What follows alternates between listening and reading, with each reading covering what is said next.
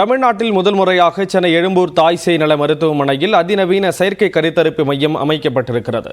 இது தொடர்பாக எழும்பூர் அரசு தாய் சேய் மருத்துவமனையின் இயக்குனர் கலைவாணியுடன் செய்தியாளர் ரகுவரன் நடத்திய கலந்துரையாடலை இப்போது பார்க்கலாம். தமிழகத்தில் முதல் முறையாக அரசு கருத்தரித்தல் மையம் எக்மோர்ல தொடங்கப்பட்டிருக்கு. இது தொடர்பாக நம்மிடம் பேசுவதற்காக எழும்பூர் மருத்துவமனையினுடைய இயக்குனர் அவர்கள் நம்முடன் இருக்கிறார். அவரிடமே பேசலாம். மேடம் வணக்கம். மேடம் இந்த செயற்கை கருத்தரித்தல் இந்த செட்டப் எப்படி செயல்பட போகுது மேடம் நம்ம அரசு மருத்துவமனையில்? ஏன்னா முதல் முறையாக நம்ம அரசு மருத்துவமனையில் கொண்டு வந்திருக்கோம். இது எவ்வளோ முக்கியமானது, எப்படி இங்கே செயல்பட போகுது? இல்லை, உங்களுக்கு தெரிஞ்ச முன்னாடியே பார்த்தீங்கன்னா உங்களுக்கு ஏஆர்டின்னு சொல்லுவாங்க.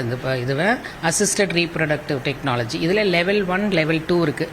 லெவல் 1 என்னென்னா முதல்ல குழந்தை இல்லைன்னு வரவங்களை பரிசோதித்து அவங்களுக்கு ரத்த பரிசோதனை, அப்புறமா ஹார்மோன் குறைபாடு இருக்குதா, டியூப்ஸ் நல்லா இருக்கா, கர்ப்பப்பை நல்லா இருக்குதா, முட்டைப்பை நல்லா இருக்கா, எல்லாத்தையும் அந்த பேசிக் இன்வெஸ்டிகேஷன் பண்ணுவோம். பண்ணிவிட்டு அதில் குறைபாடுகள் 30% பார்த்தீங்கன்னா டியூப்பில் பிரச்சனை இருக்கும், 30% பார்த்தீங்கன்னா மேல் பிரச்சனையாக இருக்கலாம், 30% 2 பேருக்கும் சேர்ந்தே பிரச்சனை இல்லாமல் இருக்கும். ஸோ முதல்ல எங்கே பிரச்சனை இருக்குதுன்னு ஆராயணும். அப்படி பார்க்க போனீங்கன்னா இப்போ டியூப்ஸ் நல்லா இருக்குது, முட்டைப்பை நல்லா இருக்குது அப்படி என்ன இருந்துச்சுன்னா நாங்கள் என்ன பண்ணுவோம்னா ஐயுஐன்னு ஃபஸ்ட்டு பேசிக் கேர் ஒன்று கொடுப்போம். அது என்ன பண்ணுவோன்னா ஆணுடைய விந்து எடுத்து அதை சுத்திகரித்து நல்ல விந்துங்களை எடுத்து அந்த அம்மாவுக்கு அந்த டே ஆஃப் ஃபர்டிலைசேஷன் சொல்லுவோம். 14 நாள் முட்டை வளருதான்னு பார்த்துட்டு 14ஆவது நாள் ஒரு இன்ஜெக்ஷன் போட்டு முட்டையை உடைச்சிட்டு அப்புறமா இந்த விந்தை உள்ளே செலுத்தும். அதிலே ஒரு 10% 15% பெண்கள் மகப்பேறு பெற்றுடுவார்கள். அவங்களுக்கு டியூப் சரியில்லாதவங்களுக்குன்னு வச்சுக்கோங்க. டியூப்ல தான் இது ரெண்டுமே சேரணும். அது ரெண்டுமே சேரத்துக்கு வாய்ப்பே இல்லை.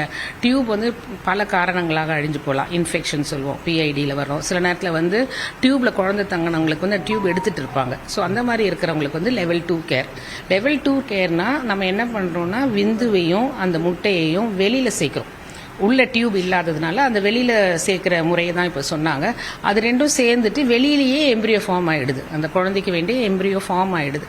அந்த எம்ப்ரியோவை 3ஆவது நாள் இல்லைன்னா 5ஆவது நாள் அதை எடுத்து அந்த அம்மாவுக்கு திருப்பி எம்ப்ரியோ டிரான்ஸ்ஃபர்னு பண்ணாங்கன்னா டியூப் இல்லைனாலும் பரவாயில்ல, கர்ப்பப்பைக்குள்ள அந்த விந்து அந்த கரு வந்துடுது.